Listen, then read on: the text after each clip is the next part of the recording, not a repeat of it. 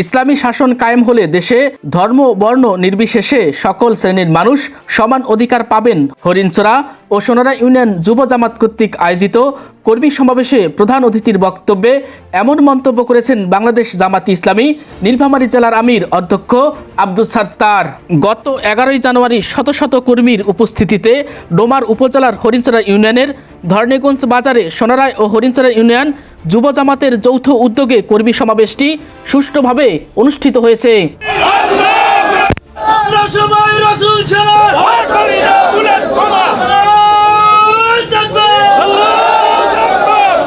এদিন আয়োজিত কর্মী সমাবেশে সোনারা ইউনিয়ন যুব জামাতের সভাপতি ডক্টর মোহাম্মদ সাইদুর রহমানের সভাপতিত্বে সমাবেশে প্রধান অতিথি হিসেবে উপস্থিত ছিলেন নীলফামারী জেলা জামাত ইসলামীর আমির মাওলানা আব্দুস সাত্তার।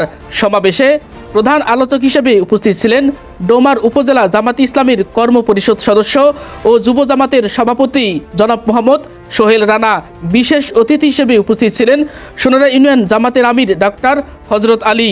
সমাবেশে আরও বিশেষ অতিথি হিসেবে উপস্থিত ছিলেন হরিণচরা ইউনিয়ন জামাত ইসলামের আমির জনাব মোহাম্মদ সোহরাব হোসেন বাবুল।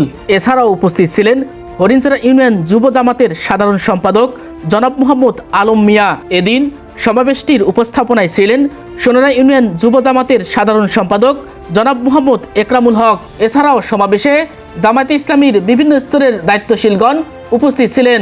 সমাবেশে বক্তব্য প্রদানকালে হরিণচরা ইউনিয়ন জামাত ইসলামীর আমির সোহরাব হোসেন বাবুল তার বক্তব্যে বলেন, হক পথে যারা থাকবে তাদের মধ্যে আমরা আছি, হক পথে নাই তাদের মধ্যে নাই।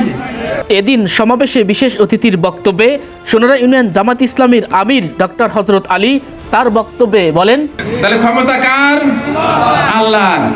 আমরা মনে করেছিলাম এই হাসিনা বোধহয় আর যাবে না গো, যে অবস্থা ঘুম পারা যায় না।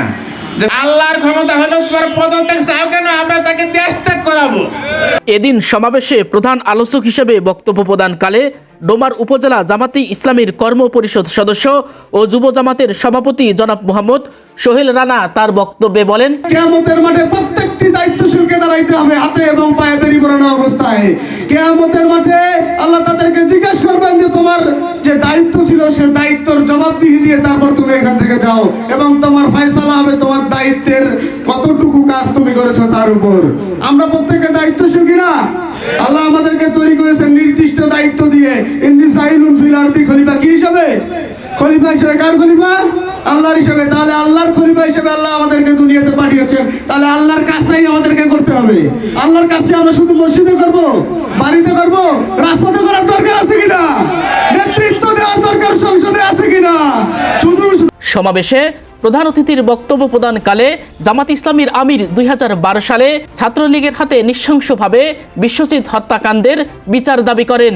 আজকে ধর্ণীগঞ্জ বাজারে আমি হিন্দু সম্প্রদায়ের ভাইদের পক্ষ থেকে এই বিচার দাবি করছি। 2012 সালে 9 ডিসেম্বর একজন সাধারণ শ্রমিক যিনি ছিলেন পেশায় দর্জি, জগন্নাথ বিশ্ববিদ্যালয়ের সামনে তাকে দিন দুপুরে হকি স্টিক দিয়ে, গিরিশ দিয়ে, রামদা দিয়ে কোপাতে কোপাতে যখন দোতলায় আত্মগোপন করার জন্য বিশ্বজিৎ ছুটছিল আর আত্মচিৎকার করে বলেছিল, আমাকে মেরো না, আমি কোন রাজনৈতিক দলে কর্মী না, আমি বৃদ্ধ বাবা মার ভরণ পোষণের দায়িত্ব নিয়েছি, আমি সাধারণ টেইলারিং করে আমার পরিবারের ভরণ পোষণের ব্যবস্থা করি, তোমরা আমাকে মেরো না।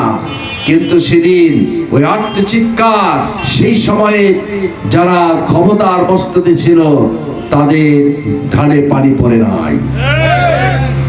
এ কথা বাংলাদেশের হিন্দু সম্প্রদায়ের ভাইরা বলে গেলে চলবে না।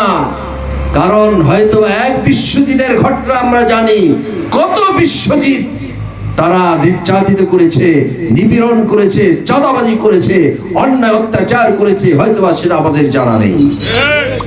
এদিন তিনি তার বক্তব্যে আরো বলেন, সেই আল্লাহর দেয়া বিধান আজকে আমাদের সমাজে এবং রাষ্ট্রে যদি কায়েম হতো, যেমন করে গাছ কোনো পার্থক্য করে না, সূর্য আলো দেওয়ার ক্ষেত্রে যেমন পার্থক্য করে না, চন্দ্র আলো দেওয়ার ক্ষেত্রে যেমন পার্থক্য করে না, নক্ষত্র আলো দেওয়ার ক্ষেত্রে যখন পার্থক্য করে না, মেঘমালা থেকে যখন বৃষ্টি বর্ষিত হয় তখন কোন হিন্দু মুসলমান দেখলাম সমান্তরাল ভাবে একইভাবে জমিনে বর্ষণ করে বৃষ্টি।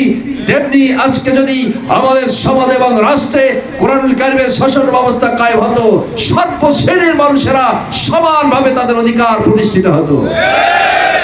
তথ্য সূত্রে জানা যায়, অন্তর্বর্তীকালীন সরকারের অধীনে আসন্ন জাতীয় সংসদ নির্বাচনকে কেন্দ্র করে নিজেদের দলকে সুসংগঠিত করতে এমন কর্মসূচি পালন করছেন বাংলাদেশ জামাত ইসলামী।